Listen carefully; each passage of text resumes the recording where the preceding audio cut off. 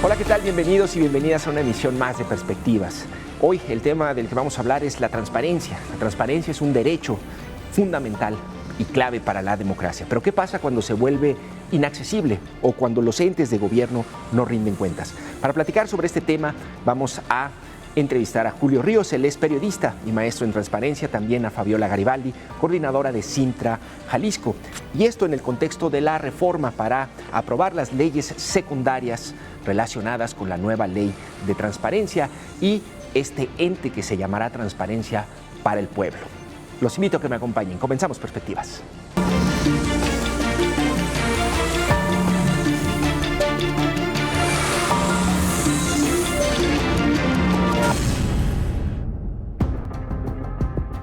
Solicitar información pública es un derecho de cualquier ciudadano. Saber en qué se gastan los recursos, cómo funcionan las instituciones y quiénes toman las decisiones son elementos básicos de la democracia. Sin embargo, la realidad es que muchas veces las respuestas no llegan, o lo hacen de manera incompleta. O peor aún, la información es inaccesible o poco útil. Hoy en Perspectivas, analizamos qué cambia con la nueva Ley General de Transparencia y Acceso a la Información Pública. ¿Cómo puede un ciudadano reclamar si no le entregan datos? ¿Qué sanciones enfrentarán los funcionarios que incumplen? ¿Cómo garantizar que la información sea realmente útil, visualizable y reutilizable? Para responder estas preguntas, nos acompañan dos expertos en la materia. Julio Ríos, periodista y maestro en transparencia, con una trayectoria destacada en el análisis y la difusión del derecho a la información, y Fabiola Garibaldi, coordinadora de Cintra Jalisco, una organización clave en la evaluación de gobiernos abiertos y rendición de cuentas. La transparencia no es solo un ideal, es una herramienta para mejorar la vida cotidiana. ¿Qué tal? Bienvenidos y bienvenidas a Perspectivas y te agradezco mucho, Fabiola Garibaldi, de Cintra Jalisco y también coordinadora de Jalisco Cómo Vamos, que estés con nosotros en este espacio. Bienvenida. Muchas gracias, Jonathan, por la invitación. Un gusto estar aquí. También Julio Ríos, aquí periodista, maestro en transparencia, amigo y pues bueno, también colaborador aquí en Radio Universidad de Guadalajara como subdirector. Gracias, Jonathan, por la invitación y pues qué gusto coincidir con Fabiola Garibaldi de nuevo. Bueno, pues a ver, me gustaría plantearles un poco la idea de que la audiencia se entere de qué va esta nueva ley, cómo va a cambiar o cómo van a cambiar las prácticas en materia de rendición de cuentas, de solicitud de información, cómo esto podría beneficiar o afectar a los ciudadanos. Y a mí siempre me gusta contar un poco esta anécdota para dimensionar el tema y entender su importancia. No sé si los que estarán más jóvenes, ustedes, no sé si a ustedes les tocó o a ti te tocó, Fabiola, yo creo que a ti sí, Julio, cuando Ramírez Acuña, ¿se acuerdan? El exgobernador, no quería decir cuánto ganaba. ¿Se pueden imaginar eso? Es decir, que hoy nosotros no podamos saber el sueldo del gobernador Pablo Lemus o de algún funcionario es impensable, ¿no? Bueno, pues cuando el sexenio de Ramírez Acuña, que eso fue hace, ¿qué? 18 años. Sí, fue en el año 2000, por ahí 2005, cuando ocurrió, ¿no?, esa polémica, hace 20 años. Claro, y en el sexenio de Fox, ¿no? Entonces, se idea o se piensa en este derecho a la información y a la transparencia y se crea bueno, creo que es Fox el que plantea la primera gran reforma y bueno, de ahí hemos corrido un largo trecho. Hoy estamos en otro punto, Julio. ¿Cuál es, digamos, vamos a hablar de la nueva ley federal, pero ¿nos puedes dar un breve contexto para que la audiencia entienda un poco de qué vamos a hablar? Sí, mira, primero que nada, digámoslo con peras y manzanas, la transparencia significa que los entes de gobierno publican la información que tiene que ver con sus facultades, con sus obligaciones, con sus actividades, con el ejercicio de recursos. Sí. Aunque también está la modalidad del acceso a la información, en la cual cualquier persona podemos preguntar sin necesidad de identificarnos, porque la información es un bien público. Es como si tú llegas a un parque, a una banca, nadie te va a decir cómo se llama, dónde vive, identifíquese para poder sentarse en este parque. No, es lo mismo, no te tienes que identificar porque la información es tuya, se genera con los impuestos, tu derecho. Tú pagas. Por eso es derecho conocer lo que hacen con tus recursos, ¿no? Claro. Entonces, esas son las dos grandes vertientes, ¿no? Después se le sumó lo de protección de datos, aunque en otros países está separado, hay agencias de protección protección de datos y órganos que garantizan la transparencia. Entonces, la primera ley federal fue del 2002, fue reformada en 2007 y luego en 2014 porque había de chile dulce y manteca. Unos estados te pedían identificarte, otros estados tenían procesos muy burocráticos, entonces se ponen reglas en una ley general en 2014 y esta ley general es la que se está reformando. Pero primero hubo el 28 de noviembre del año pasado una reforma constitucional en la que se elimina el INAI. ¿Qué era el INAI? Un órgano constitucional autónomo que, como su nombre lo dice, pues tiene su propio actuar sin que nadie viera. ¿Y qué hacía el INAI?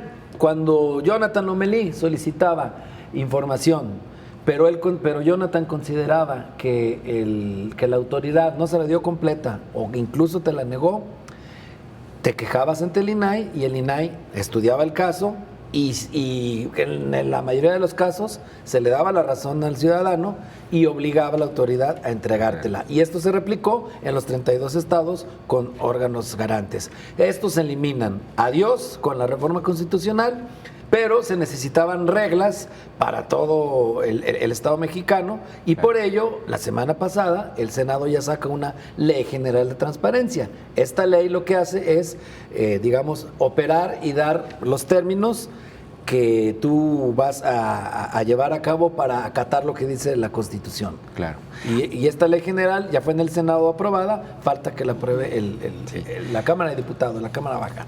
Con este breve panorama, Fabiola, ¿qué es entonces en la forma, cómo cambia la rendición de cuentas y la transparencia, y en la práctica, qué implica ya no tener un organismo que era autónomo hasta este momento y que ahora quién se va a encargar de la transparencia entonces? Sí, mira, por un lado, lo que cambia es el paradigma para acceder al derecho a la información y a la transparencia, porque en el modelo que se estableció hace 20 años en el país, la estructura de un órgano autónomo permitía que tuviera independencia de los poderes públicos, ¿no? Que no dependiera del Ejecutivo, del Legislativo, que no le nombrara o no fuera su jefe el presidente de la República, y en los estados el gobernador, y eso permitía que los órganos autónomos garantes de la transparencia y del derecho a acceso a la información tuvieran cierta libertad de decirle, oye, no le entregaste la información al ciudadano, ¿no? Se lo tienes que entregar, ¿no? Y tener esa posibilidad de actuar como un contrapeso para garantizar el ejercicio de ese derecho, ¿no? Y para que los gobiernos se fueran acostumbrando a transparentar, que es algo que también costó, ¿no? No claro. Fue algo fácil. Existió legislación, pero hubo resistencias ya han existido resistencias de distintos tipos en todo este tiempo, pero lo que cambia ahora es que ya no vamos a tener ese organismo autónomo, ese organismo libre de alguna manera, sino que ahora con esta reforma que comentaba Julio, que ya se empieza a implementar y que la nombraron a nivel federal como de simplificación orgánica, que fue uno de los, uno de los argumentos de esta reforma. Vamos a reducir órganos, vamos a simplificar recursos, y entonces la Secretaría de la Función Pública ahora es una Secretaría Anticorrupción y de Buen Gobierno, que es la que se va a encargar del tema. Sin embargo, el primer, pendiente ahí es que esa secretaría depende de la Presidenta de la República, ¿no? A la persona encargada de esa secretaría la nombra la Presidenta de la República y ya no va a ser un ente independiente. Claro, es decir, el gobierno va a ser juez y parte, ¿no? Es una de las críticas. Julio, fundamentalmente, aparte de la optimización de recursos o la austeridad, ¿hay algún otro argumento clave del gobierno federal para desaparecer los organismos autónomos y promover esta ley?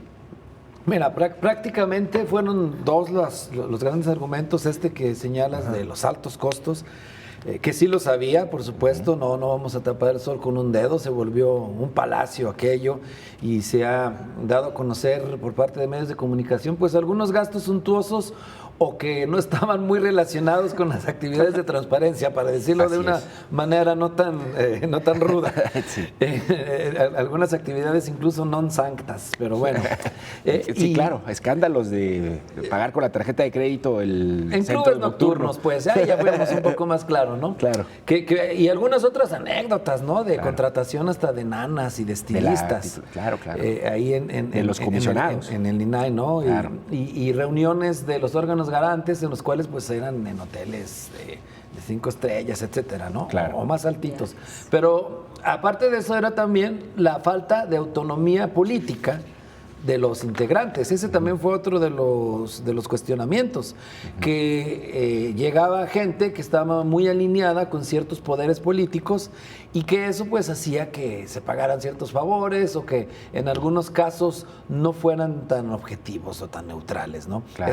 Eso también no había. Hay que decir que aquí en Jalisco, por ejemplo, en el órgano de transparencia, sí se realizó un proceso que si bien no exentaba que se metieran los políticos, sí lo hacía, cerraba algunas rendijas, porque al haber un examen, al haber algunos filtros, pues los políticos terminaban escogiendo, sí, pero al menos de una baraja de perfiles adecuados que pasaban un examen o que tenían experiencia.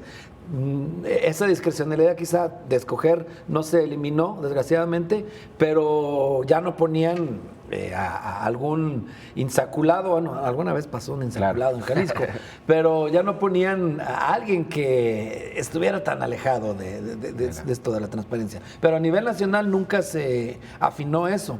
Y siempre fue una decisión del Senado y en ocasiones pues muy cuestionada. Esos fueron y era un órgano colegiado, el INAI. Eran varios que se reunían, analizaban y votaban, ¿no? Siete comisionados. Que ahora va a ser sustituido, por cierto, por un órgano desconcentrado, que se va a llamar Transparencia para el Pueblo, que va a depender de la Secretaría Anticorrupción y Buen Gobierno. Claro. Ese va a ser el órgano que va a conocer los temas de transparencia, aunque no va a ser colegiado. Tendrá un director o un coordinador que será designado por el Poder Ejecutivo directamente. Claro. Oye, Fabiola, muy brevemente, para pasar a lo siguiente, después de una revisión crítica, un poco la discusión, sé que ya pasó, ya se aprobó y va a ser un hecho, pero a ver, yo pongo en la balanza como ciudadano, digamos, imaginemos que me estoy informando, escuchando a Julio, viendo notas, ¿no? Y a mí me dicen que por un lado el INAI, un organismo autónomo, ¿no? Es una burocracia dorada, con excesos, partidizada, ¿no? Que nos cuesta mucho dinero, y por otro lado me dicen, pues que hay que en su lugar sustituirlo por algo más barato, por algo eficiente, que rinda cuentas, pero que sea de manera interna, ¿no? La verdad, y me dicen, pero aquí sería juez y parte, y aquí en realidad esta independencia pues tiene sus flancos débiles, ¿no? Es decir, un poco la discusión política giró ahí en torno a eso, ¿no? O sea, como ciudadano en estos momentos, digamos, y tú como especialista, es decir, ¿cuáles de las dos vías pesan más, ¿no? Como para poder decir, pues sí está bien o valía la pena en este momento intentarlo o no así. Me gustaría que hicieras una evaluación, digamos, como de esas dos vías y la que se tomó finalmente.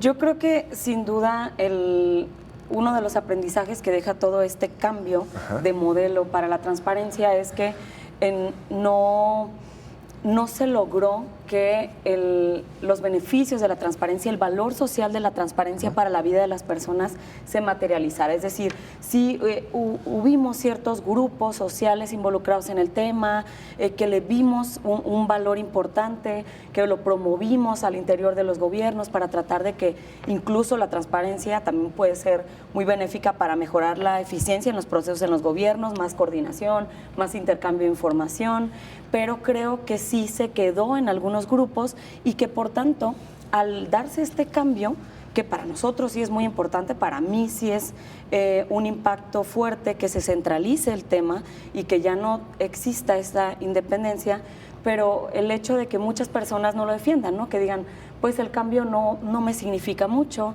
el cambio no me representa a mí una afectación directa en mi acceso a derechos, pero creo que una de las áreas de oportunidad, digamos, de todo este proceso es que el cambio se hizo sin un diagnóstico. El cambio se hizo sin revisar en qué habíamos avanzado, en qué no habíamos avanzado, qué capacidades institucionales tenían estos órganos garantes, porque como comentaba ahorita Julio, realmente el ITEI, el Instituto Órgano Garante en Jalisco, sí tiene el proceso de construcción de capacidades institucionales, capacitaban... Bueno, también cuesta mucho y fue elegida por cuates y cuotas la última... Sí, ¿no? creo que justo ahí perdemos también en este proceso de que no revisamos o no se revisó al tomar la decisión de tajo qué se había hecho bien y qué Claro. no. Por ejemplo, nosotros en Jalisco tenemos un consejo consultivo en el que yo también he participado y donde sí faltaban muchos elementos y atribuciones que pedimos mucho como ciudadanos para participar en el proceso, pero sí podíamos ser un filtro para el nombramiento. ¿Qué pasó? Siempre ese consejo se enfrentaba a resistencias de las y los diputados. Siempre existieron las resistencias, ¿no? Y siempre intentábamos tener una atribución más importante en el nombramiento y no se daba. El último caso, el último nombramiento de la última comisionada en el ITEI, creo que fue un mensaje también, un mensaje de que esa agenda también estaba diluyéndose y que para los diputados eso ya no fue importante. Ellos incluso quisieron sustituir al Consejo Consultivo, ellos nombraron especialistas para el examen, se brincaron todo lo que en 10 años se había trabajado en Jalisco para que la ciudadanía nos involucráramos en el nombramiento y evitáramos lo más posible el reparto de cuotas y cuates para el nombramiento, pero creo que fue también que la agenda se diluyó y que esa necesidad de que existiera un diagnóstico pues no se mencionó porque ganó eso. Vamos a reducir recursos, vamos a cambiar el modelo, vamos a hacer que la transparencia sea más cercana al pueblo, incluso el gobierno federal tiene muchos símbolos, ¿no? Muchos símbolos para todos estos temas y el hecho de que le llamen transparencia para el pueblo también dice mucho, ¿no? A quienes le queremos, imagínate, a quienes le queremos hacer llegar esta información. Instituto Nacional, no sé qué, a Transparencia para el Pueblo. Sí, de un hombre que no le llegaba a nadie al Transparencia para el Pueblo. Siempre está esa intención de los símbolos. Claro, Julio. Que hay que decir que quien empujó todas las victorias han sido de la sociedad civil, de la academia, e incluso ya cuando estaba en marcha todo el andamiaje de la transparencia, sí hubo una endogamia de parte de los transparentólogos que no dejaban entrar a cualquiera y que se cerraron en una burbuja. Y la sociedad es la que empujó, por ejemplo, en este proceso, a punto estuvieron de imponer a alguien que reprobaba los exámenes que presentaba siempre que se postulaba. Sí. A punto estuvieron. Digo, sé que comentas que el actual nombramiento, pues finalmente influyó a la clase política, pero también hay que comparar el perfil que tiene la presidenta del ITEI con el de cualquier comisionado o presidenta del país también. No quiero decir otros casos, pero bueno, sí, en Zacatecas, por ejemplo, ahí sí hay una fuerte injerencia de un personaje político a nivel nacional que pone y quita y dispone en el Instituto de Transparencia local, que es, pues sí, por excelencia, ¿no? Ya. Entonces, también eso se evitó por la sociedad civil, hay que ponerlo bien clarito.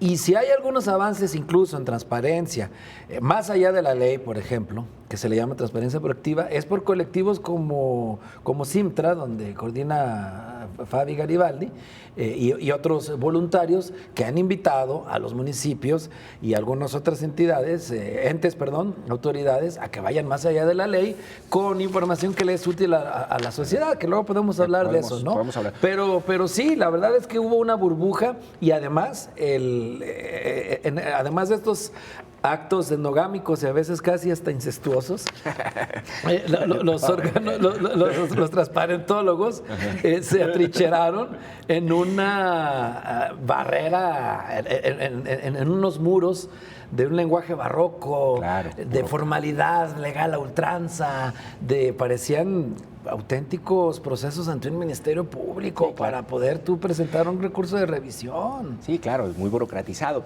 Entonces, mira, si tenemos por un lado estos escándalos de excesos, por el otro lado es un derecho especializado, hiperespecializado prácticamente, casi tienes que ser abogado o periodista especializado en investigaciones para hacer solicitudes de transparencia.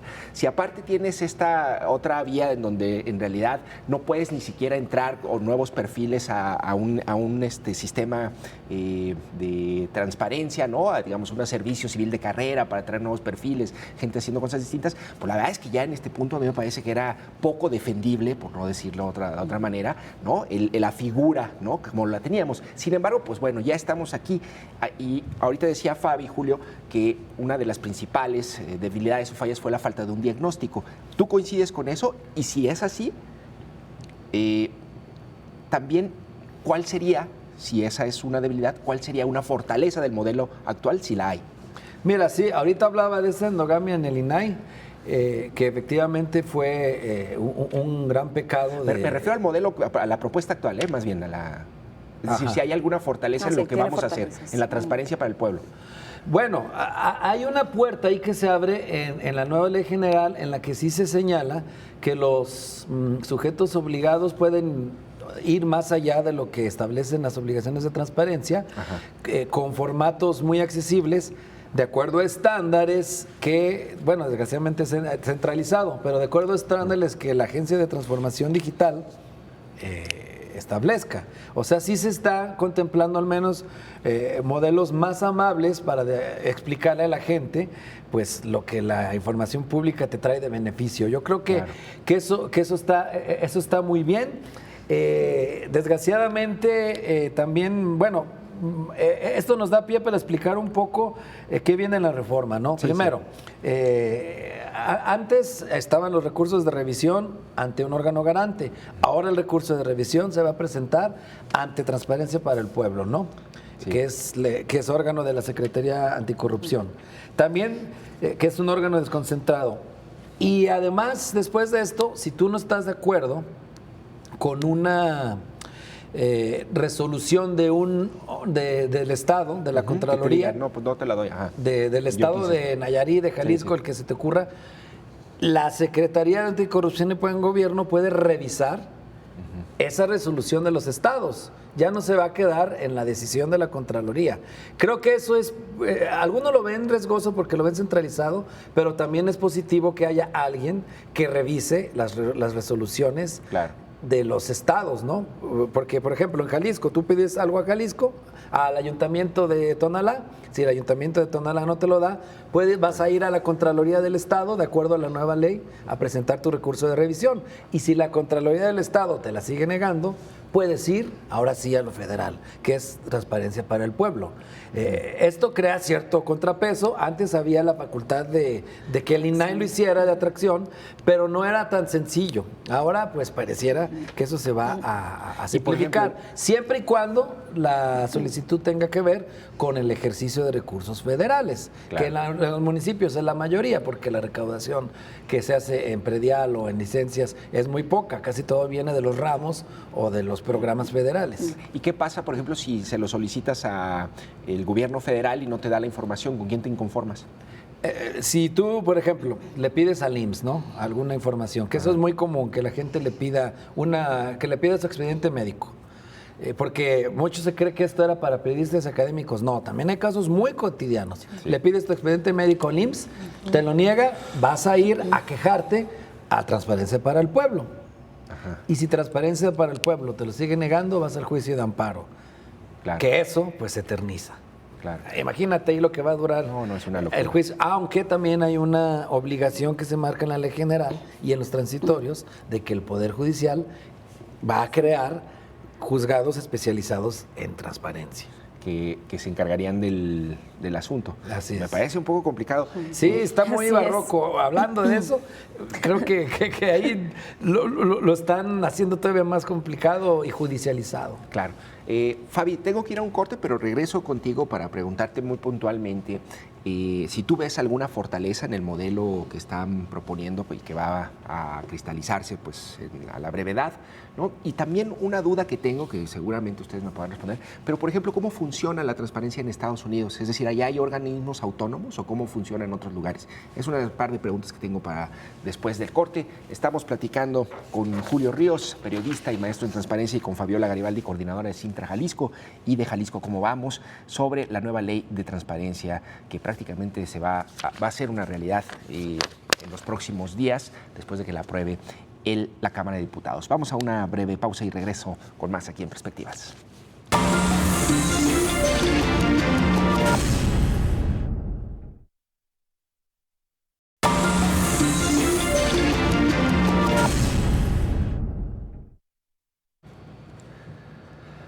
¿Qué tal? Seguimos en Perspectivas. Estamos platicando con Fabiola Garibaldi, coordinadora de Sintra Jalisco, también coordinadora de Jalisco Cómo Vamos, y con Julio Ríos, maestro en transparencia y periodista. Y bueno, dejaba la pregunta en el bloque anterior, Fabi. ¿Cómo funciona la transparencia en Estados Unidos, por ejemplo? Digamos, un poco para compararnos, ¿no? Y si tú ves algún alguna fortaleza en el modelo que va a cristalizarse próximamente. Sí, mira, algo que nos sirve como país para compararnos con otros es que en otros países, tanto en Estados Unidos como en los países europeos, no tienen un modelo como el nuestro porque su propio sistema institucional, estructural, es de cumplir las leyes, cumplir las normas. Es decir, ¿no? un modelo como el nuestro te refieres a los organismos autónomos de ahorita, ¿verdad? Digamos, de la era neoliberal, diríamos. Y al modelo de garantía de derechos, ok, ¿no? sí, sí.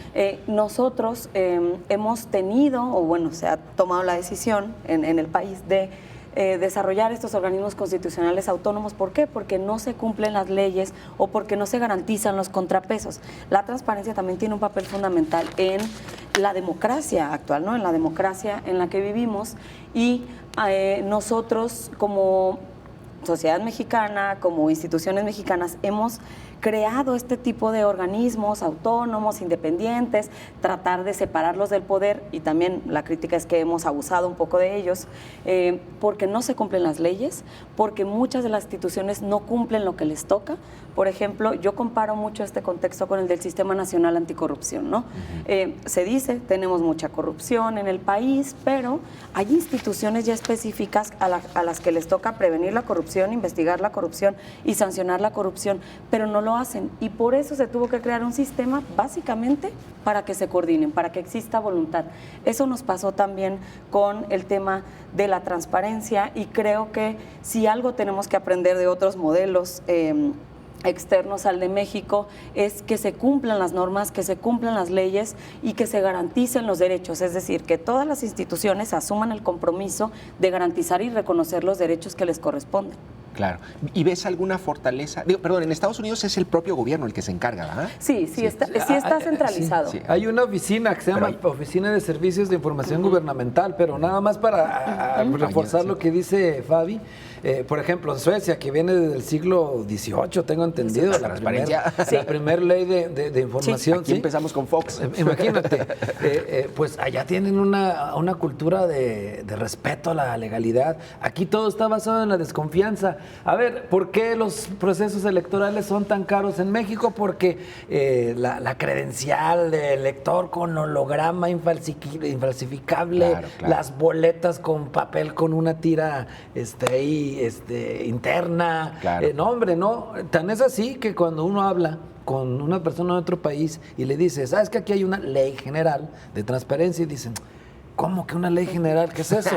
Porque pues en todos lados se sabía que hay leyes estatales y leyes federales. Claro. Pero ¿por qué se creó en México la figura de una ley general? Porque, por ejemplo, en el caso de transparencia, decían los sindicatos, no, a mí no me obliga, yo no soy ni ayuntamiento, ni soy Secretaría de Estado, etcétera, ¿no? Entonces se querían zafar, pues por eso se hace una ley general para que suena redundante, pero a ver, aplica a todos, así nadie se fija, así nadie se zafa. Claro. Y por eso sobreregulas la Constitución también. Claro. Lee tú las constituciones de otros países, son sencillas como los 10 mandamientos. Claro. Y acá no, acá metes todo en la Constitución para blindarlo, porque tienes miedo de que se te zafen los sujetos obligados, que siguen hasta la fecha, eso sí, haciendo muchas argucias para no cumplir la transparencia, los sujetos obligados. Pero bueno, ya ese es otro tema. Oye, pues eso me deja un poco preocupado, Julio, porque no soy entonces optimista. Yo dudo que entre el inicio del sexenio y el sexenio de AMLO,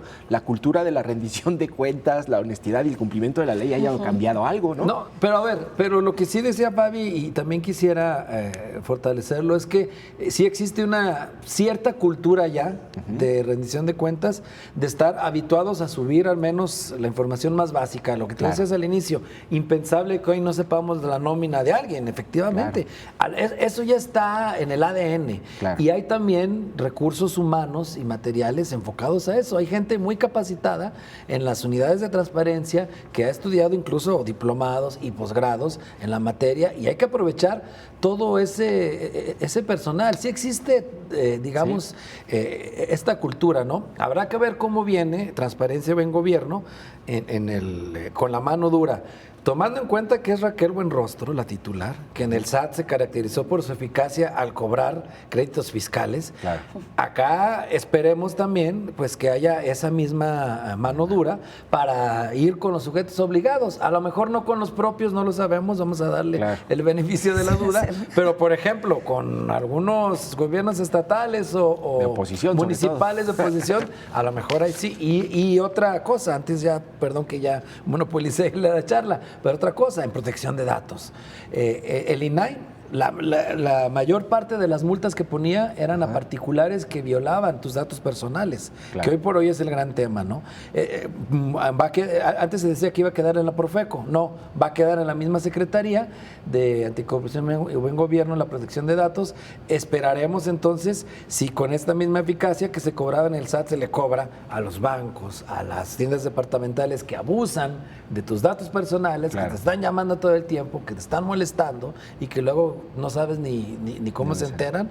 Sí, claro. Ahí puede haber algo positivo en esa eficacia que ha mostrado la secretaria. Eso claro. hay que reconocérselo. ¿Tú ves algún elemento positivo en el modelo actual? Bueno, en el que va a venir. Sí, yo creo que a pesar de que estamos comentando mucho de las preocupaciones y demás, sí veo oportunidades en el enfoque que trae la ley general de hacer la transparencia más sencilla, más simple, más Claro. accesible a las personas. Hay apartados específicos sobre accesibilidad, precisamente porque el tema ya se había complejizado mucho. Si presentabas una solicitud, muy pocas personas lo entendían. Yo hacía ejercicio con mis alumnos en donde doy clases y les decía, a ver, un tema de interés público, una obra que está cercana a tu casa, pregunta cómo va la obra, cuándo van a terminar, cuánto se están gastando, y hacíamos el ejercicio en una clase de revisar qué les contestaban.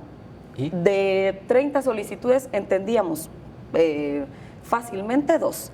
El resto era muy complejo de entender. Entonces yo creo que es como esa oportunidad de capitalizar los avances que se tienen en cultura, los avances que se tienen en información que ya se publica, es decir, que en eso no retrocedamos nada y que con eso, con ese capital humano, con esa información que tiene, con esa sociedad civil que vamos a seguir en el tema, tratemos de hacerlo más cercano a la gente, de hacerlo más accesible y de recuperar ese concepto que también trae la ley general, que es el valor o el sentido social de la transparencia, que es algo que trae también la ley. ¿Podrías describirme, Fabi, o compartirme algún ejemplo o una experiencia de buena práctica de transparencia? Es decir, que a ti te haya tocado como conocer alguna solicitud de algún ciudadano o alguna, digamos, algún ejemplo en ese sentido, como para entenderlo.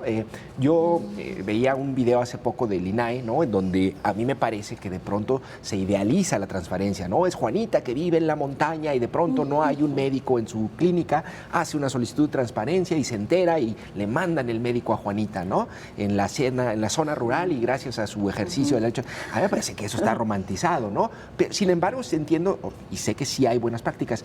¿Algún buen ejemplo de un uso de la transparencia para beneficio ciudadano?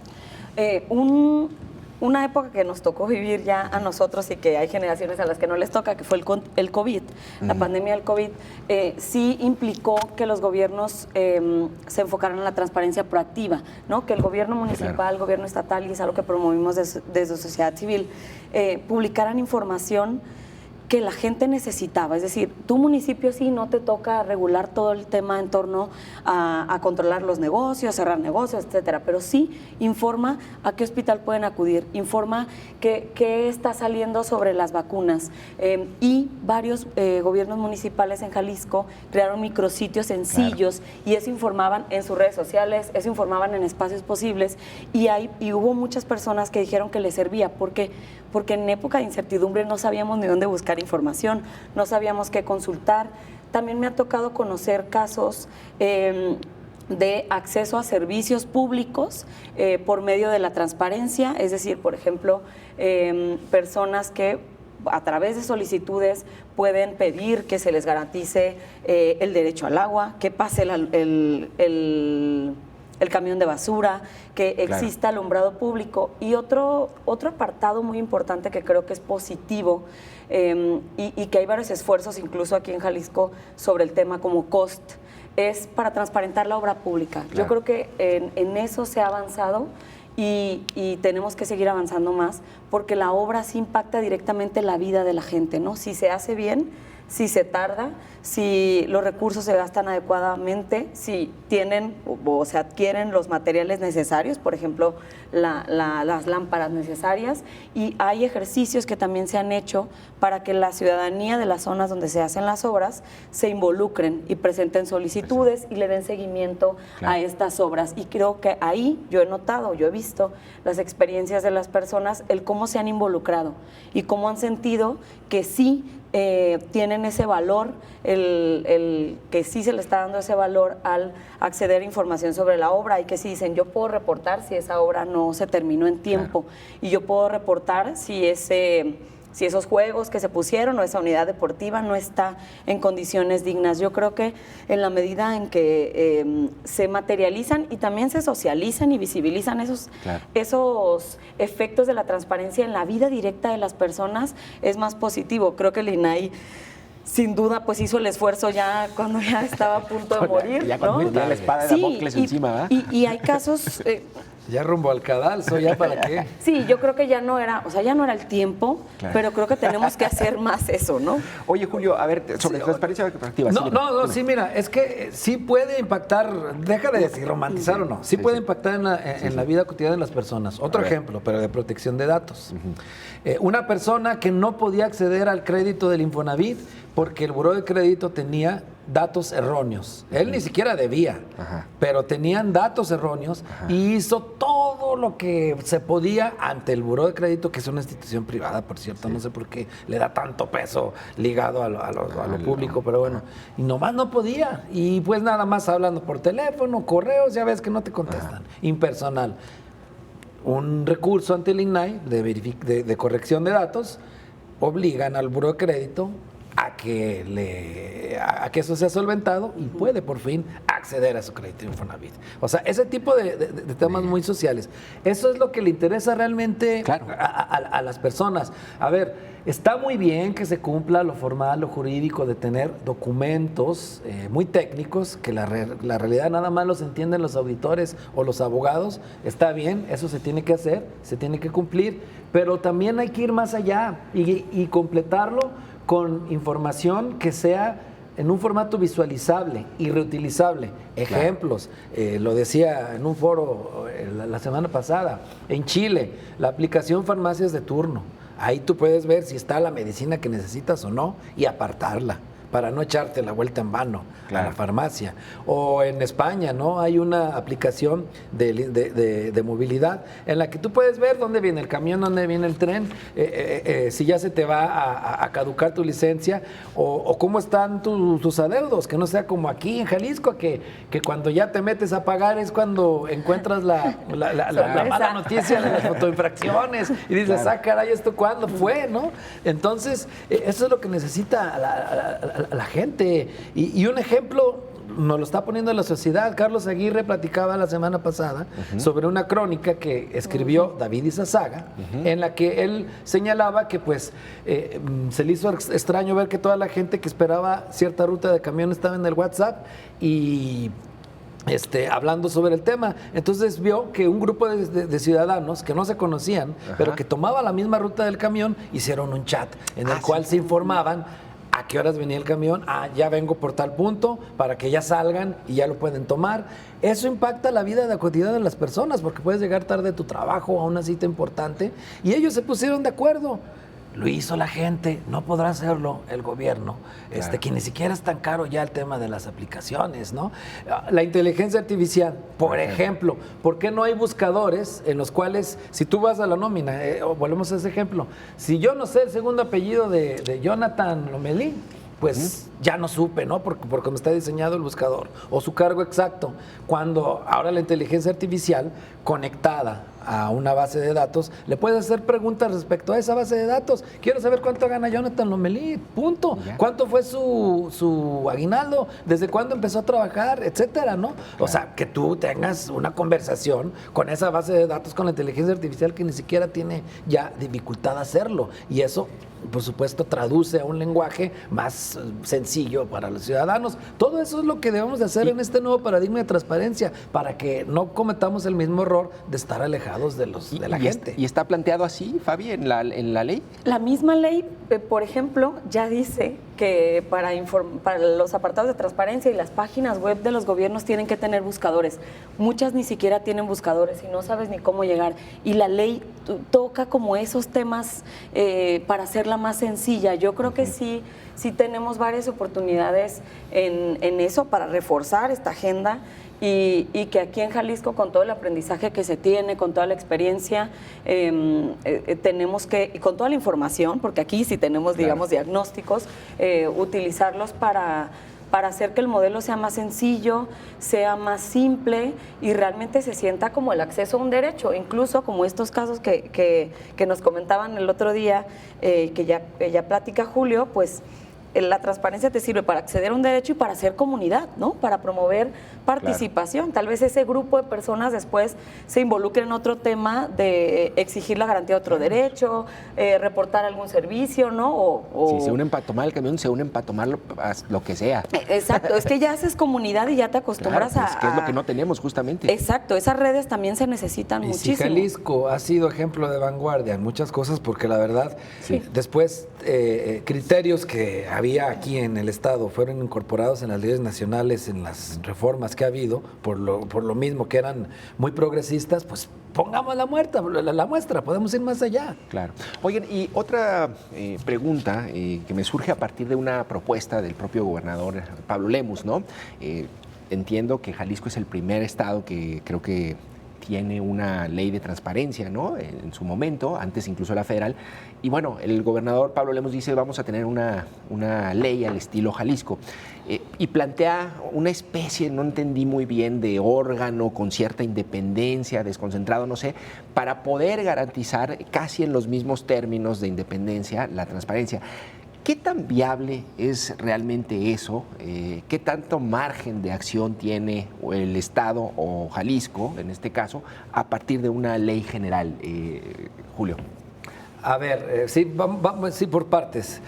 La reforma constitucional, desde mi punto de vista, es muy enfática, y la ley general también, de que son las contralorías de los estados y la contraloría a nivel nacional, que en este caso es la Secretaría de Anticorrupción del Gobierno, la que se va a hacer cargo de garantizar la transparencia. Autoridades garantes, incluso ya viene en el catálogo de la ley general.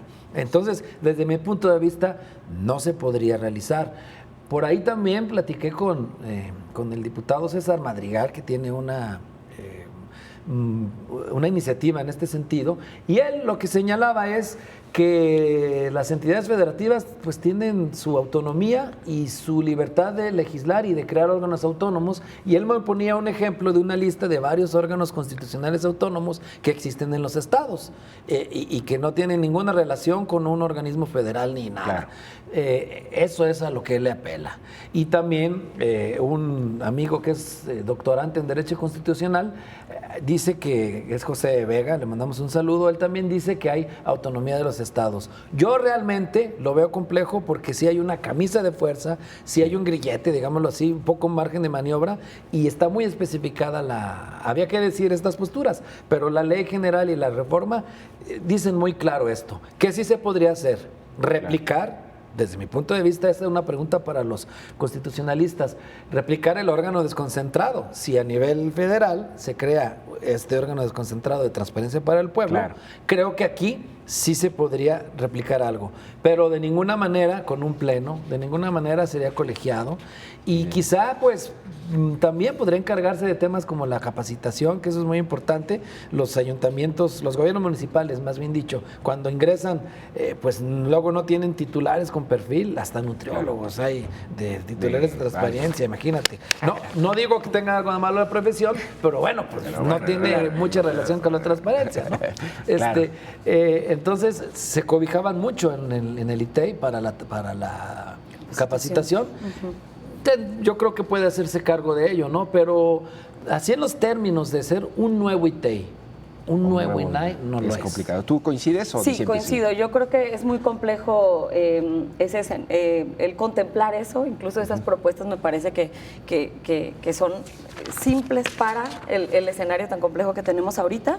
Y creo que más bien al estilo Jalisco tendría que ser una reforma colaborativa, donde se tome la experiencia de la sociedad civil, donde se consideren los avances en cultura de transparencia que tiene Jalisco, donde se contemple la participación ciudadana, porque, de acuerdo a lo que ha documentado José Bautista, de todas las leyes de transparencia que se han, bueno, las reformas de transparencia y leyes que se han trabajado en Jalisco, la mayoría ha sido colaborativa, ha tomado en cuenta la participación ciudadana, los especialistas del tema. Entonces, yo creo que en eso nos debemos de enfocar, claro, en que sea al estilo Jalisco y en buscar un modelo, si es con esta réplica del desconcentrado, un modelo sencillo para que la gente acceda al derecho y a la transparencia, y que se mantenga también la vigilancia, la evaluación del cumplimiento de esto. Ojalá no lo necesitáramos, pero por ahora sí es importante mantener la evaluación y mantener la vigilancia, así como la capacitación, porque lo que no queremos es que los gobiernos o los